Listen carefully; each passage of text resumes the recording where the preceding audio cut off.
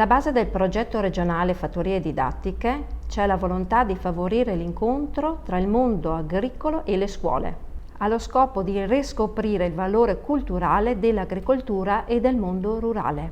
L'agricoltore diventa formatore e crea una rete di relazione con il giovane consumatore, finalizzata alla conoscenza della produzione agricola e ad uno stile di vita sano per consolidare i legami dei giovani con il proprio territorio. Come fattoria didattica, quindi, l'azienda agricola scopre l'opportunità di diventare un luogo di conoscenza ed esperienza, offrendo alla scuola una modalità innovativa di apprendimento basata sull'imparare facendo.